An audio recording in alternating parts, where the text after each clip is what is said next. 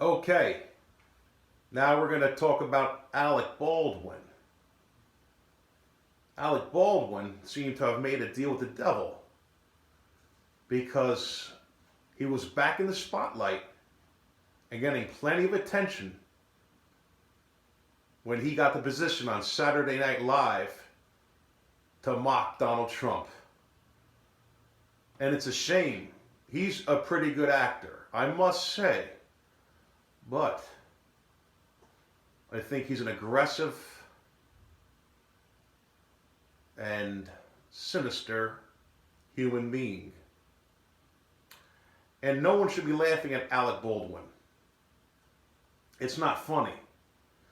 He wasn't just mocking Donald Trump, he was mocking the country.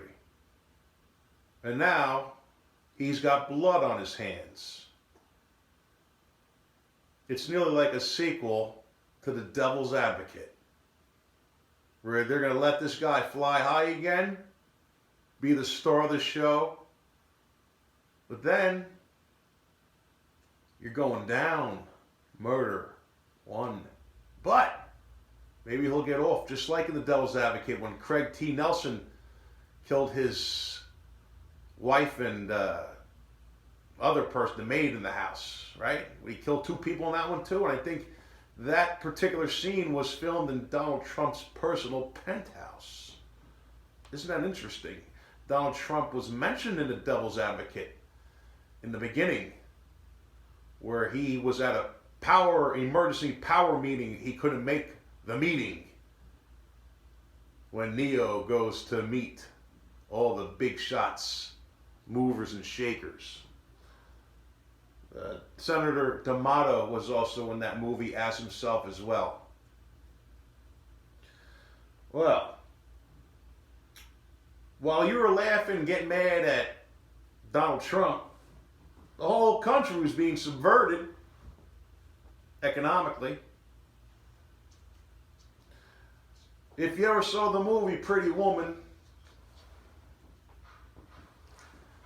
it's about Richard Gere getting a prostitute to marry.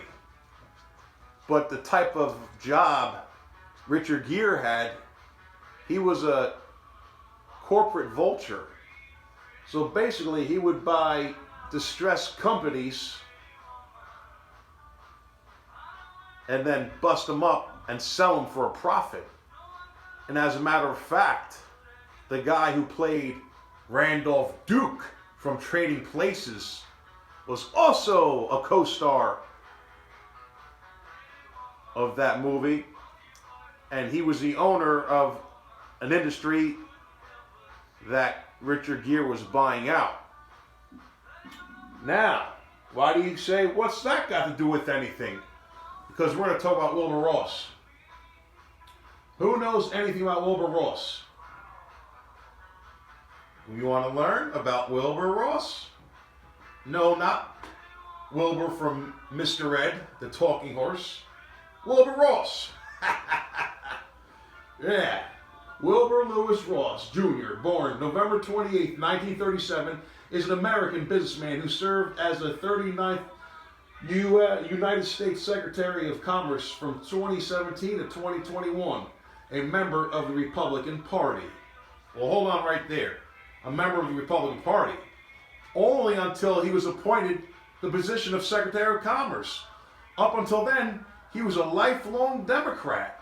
And as a matter of fact, his wife ran for the governor of New York on the Democratic ticket, which he contributed $2.25 million to her campaign with his corporate vulture leftovers. Yeah.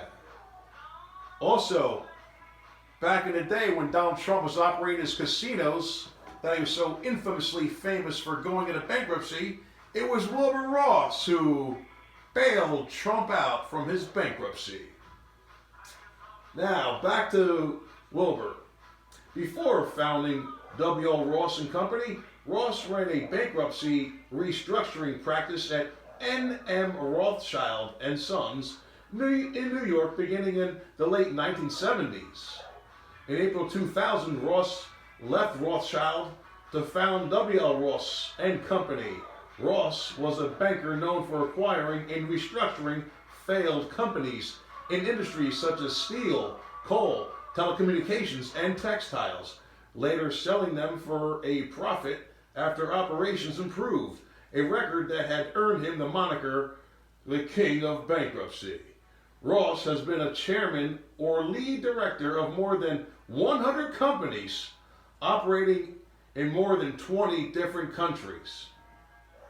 Named by Bloomberg Markets as one of the 50 most influential people in global finance, Ross was previously an advisor to New York City Mayor Rudy Giuliani on privatization and was appointed by President Bill Clinton to the board of the U.S.-Russia Investment Fund. Let me say that again. He was appointed by President Bill Clinton to the board of the U.S.-Russia Investment Fund. On November 30th, 2016, then President-elect Donald Trump announced that he would nominate Ross to become the U.S. Secretary of Commerce. On February 27th, 2017, the Senate confirmed him in a 72-27 vote.